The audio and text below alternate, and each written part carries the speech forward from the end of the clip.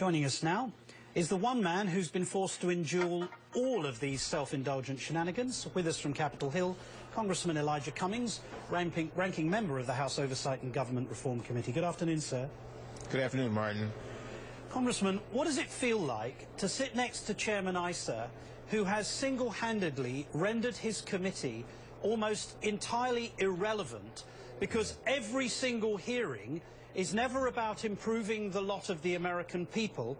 It's about showcasing Mr. Issa's skills as a delusional prosecutor who would not have been out of place in the Salem witch hunt trials of 1692.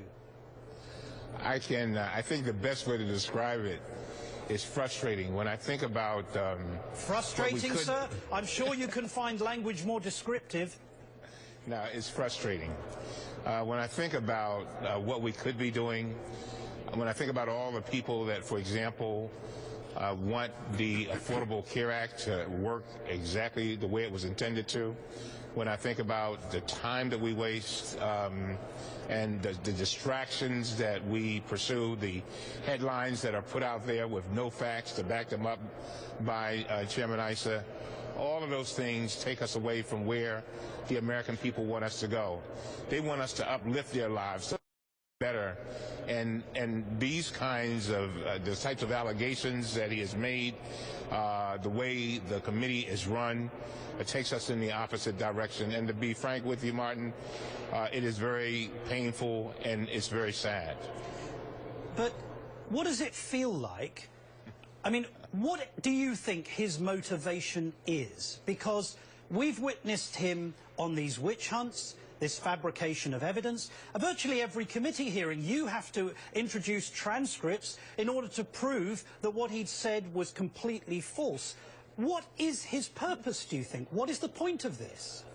I think we can only go back to his own words, and that was at the very beginning of this term, or last term, when he said that he was going to go out, he was going to have 270 hearings, and that he was going to make sure that he made trouble for the White House. He called them the most corrupt administration in history.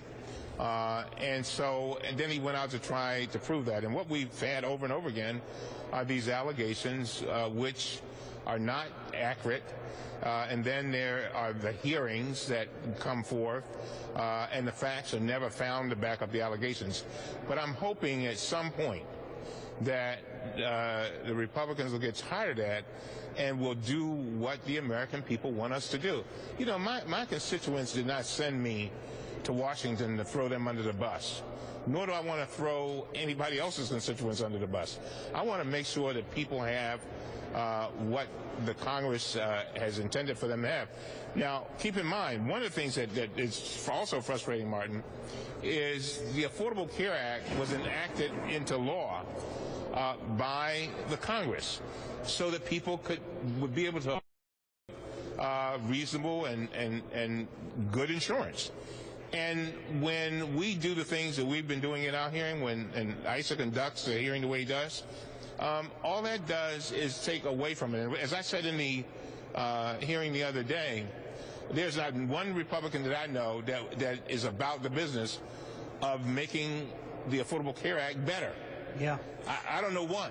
But you see, the thing is, what we don't understand is Mr. Issa is the wealthiest member of Congress. He has assets that are around $500 million. I just don't understand why he's there. He clearly isn't doing it for money purposes, for financial purposes, and yet every action he takes is to deny people, often average middle-class people, access to affordable health care. Yeah, well, I can tell you there are people in my district that are excited about the Affordable Care Act, people who have never had insurance, and now they're having an opportunity to get insurance. I've got women who have lupus, who have had tremendous difficulty getting insurance. They'll never be able to get it. And we've got a lot of people who simply want to stay alive and stay healthy. And so we've got to make this work. By the way, Martin, failure is not an option. No. And I hear a lot in our committee, Chairman Issa and others, saying that we cannot get this done. We will get this done the website will be resolved, right, and we'll move forward.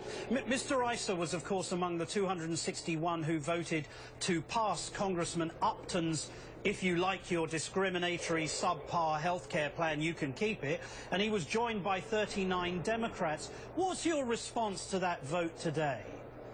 I think it was very unfortunate, and I think Speaker Boehner said it before the vote was yesterday when he said basically that this was another way to cut the legs from under the Affordable Care Act. It's like putting a dagger, trying to put a dagger in the heart of the Affordable Care Act. But you know what, Martin, I believe that because it is right and because this is a moral thing, people ought to have an opportunity to get well and to stay well and to live the very best lives that they can. And I believe that right will come out over top of all of this. I don't care what they try to do. Keep in mind, we had independent witnesses that came before us the other day, called by Mr. Issa, Chairman Issa, who said, they told us that this website thing would be resolved. They were very clear on that. Yeah. And it will be. And so I'm hoping that folks will hold on, let us get through these rough roads. There's always going to be rough patches in life. I've been on Earth for 62 years, and every year there's some kind of rough path. But I am convinced that in the end, we will get to where we've got to go. And we've got to concentrate, by the way, not on who we're against, but what we're fighting for. Absolutely. That's the most important thing. Congressman Elijah Cummings, thank you, sir, for your commitment to that purpose. Thank you.